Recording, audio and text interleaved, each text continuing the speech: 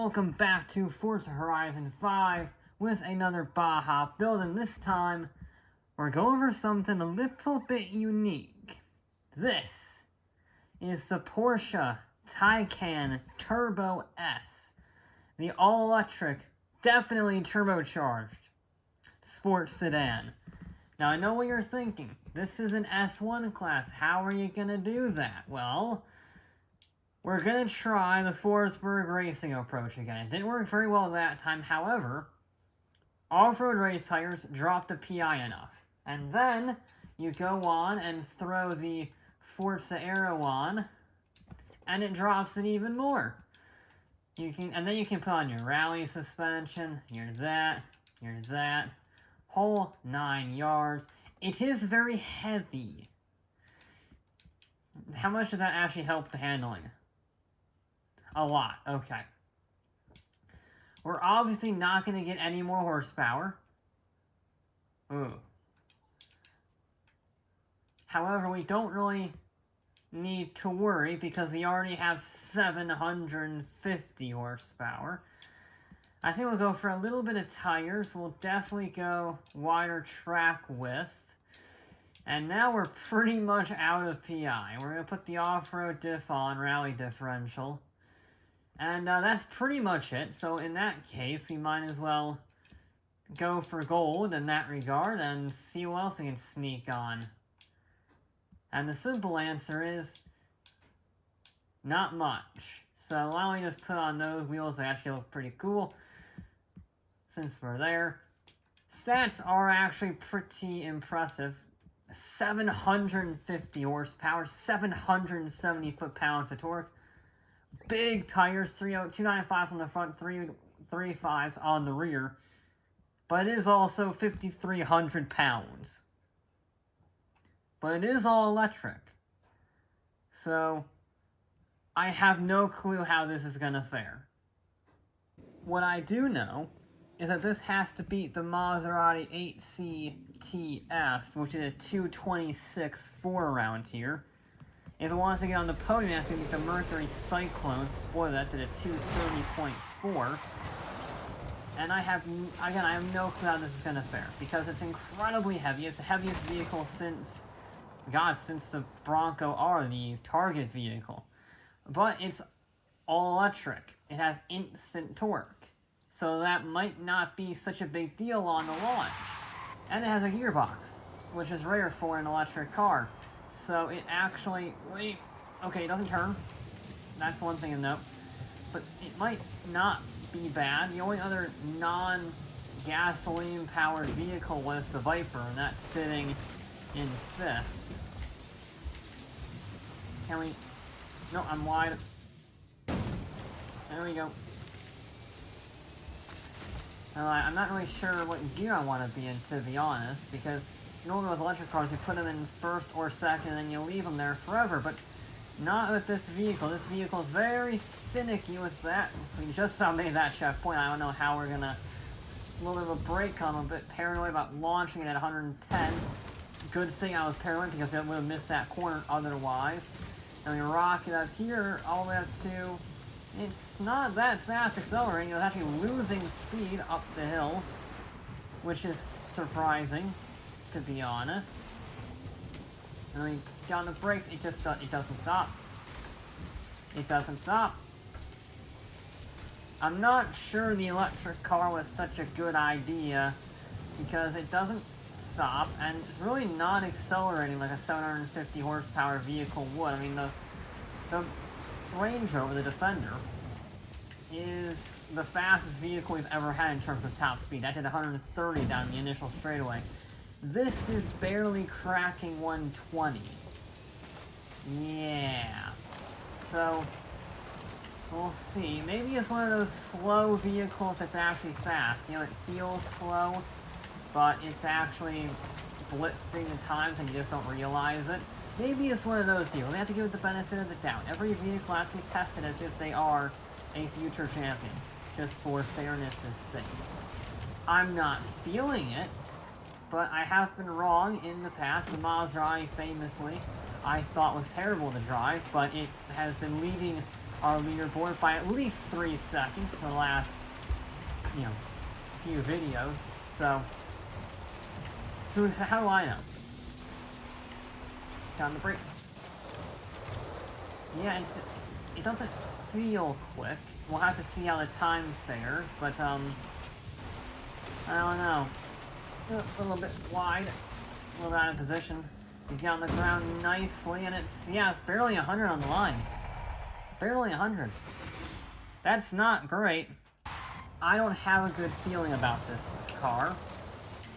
I know every vehicle must get tested to its maximum capacity and as fair as possible, but I'm a bit scared, to be honest, because it's not feeling fast, and it isn't going fast in the first run. So we're just gonna have to be smooth.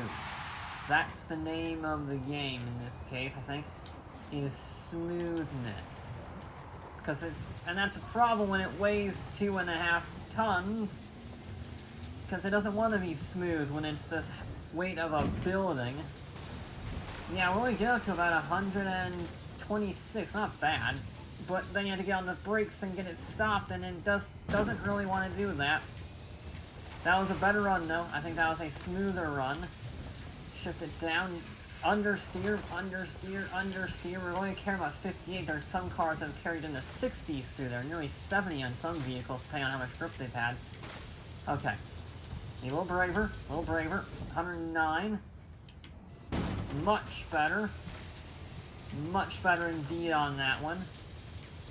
Are we going to crack 100 uphill? We are. Good. We are. I locked the brakes, but that was not bad. I locked the brakes up on that one. I applied too much pressure.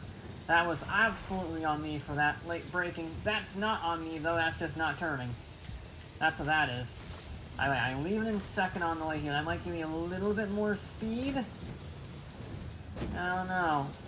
What do you think? Stop. Stop. Thank you. It's a bit out of shape. It's not happy, I'll tell you that. I know it's very much, out of its comfort zone.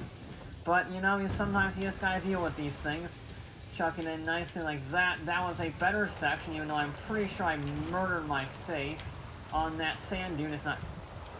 I think all it's a cleaner run, but it still is like trying to drive a bulldozer. It's not happy. I had to go on the outside of the pole and know we're clear. I'm in airtime, I'm in airtime. Well, that wasn't ideal. I clearly made that checkpoint. Yeah, so what happened there was, I got some airtime. We're just gonna have to dive bomb it in that way. That's not the best hairpin I've ever done.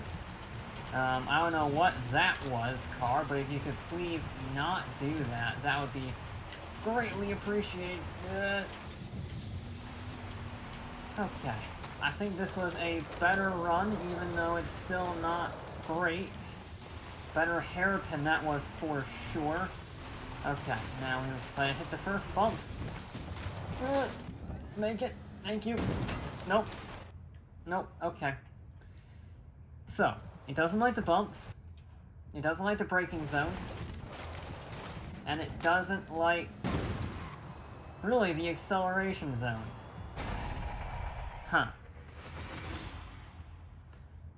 That's interesting. That's very interesting. I think our only goal is not to get last, which is definitely possible. We're only 0.2 of a second off of the Forsberg. But, yeah, we still need to shave off 9 seconds if we want to beat the Maserati. We still have to shave off 6 seconds if we want to, finish within the mid-pack. I'm decent at this course. I'm not that decent. But I am decent enough to shave off a few tenths of a second off of that run. I launched at 19 seconds. Now, earlier on the brakes, there we go, automatically, that's a better first corner. We didn't run wide. There we go, that should allow us to carry more speed on you here, avoid some of the foliage, get on the brakes early. Okay, that was good. That was genuinely good. And then cut in. Yes, we actually carried some speed through there. There we go, car, you beautiful little battery. I think we're finally starting to understand this thing. And now it's smooth through there. I could probably leave it in second. I don't know. Now we don't. There we go. Nice. Now, can we get this corner right just for good measure? Yes, we can, kind of. There we go. Eventually, it did come around the corner. And we're much faster. I went from 118 to 125, and now we're at 124. Get on the brakes. Handbrake, handbrake. There we go. Yeah, a nice sharp corner there. And then launch it much faster. Much faster indeed from the Taycan. Okay, now as long as we don't completely bugger something up, this should be a pretty solid lap. Probably the only solid lap of the Taycan the entire day. There we go. Leave it in second. Leave it in second. It's not perfect now trying this. I'm going to be a little cautious, actually, because I really like this run. And this vehicle is all about smoothness. You can't be aggressive with this vehicle. It doesn't have the turning. It doesn't have the braking. But it has some semblance of acceleration, I think. That's about as high a praise as I can get. Okay, we cut the curve a little bit. Cut the corner. But the foliage was there to slow us down, so it sort of neutralized itself. We're all good. Now, smooth and steady. There we go. That was perfect. And then, yes! That was a good run. Oh! Remember how I said we couldn't shave off 6 seconds? I shaved off 6 seconds.